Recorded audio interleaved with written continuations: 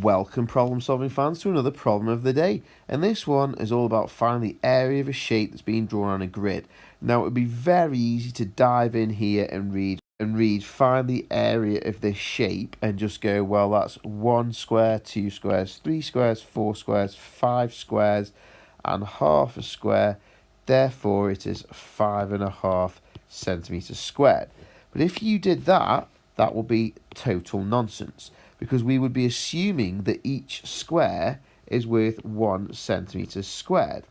But 1 centimetre square is when you've got each square being 1 centimetre down by 1 centimetre across. And we haven't actually got that.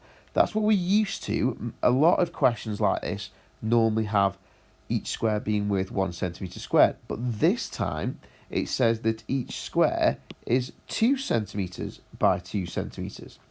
So 2 centimetres down and 2 centimetres across. Well, the area of that square would be 2 by 2. And 2 by 2 is 4 centimetres squared. So actually, each square is worth 4 centimetres squared because it's 2 by 2. So this square up at the top here isn't just worth 1 centimetre square, it's worth 4 centimetres square. So it's 4, another 4, another 4, another 4, another 4, and obviously this bit here is half a square. Well, half of 4 is 2, so that's going to be worth 2. So what we're dealing with is 4 plus 4 plus 4 plus 4 plus 4 plus 2. In other words, 5 lots of 4 plus an extra 2. Well, 5 lots of 4 is 20, plus an extra 2 is 22.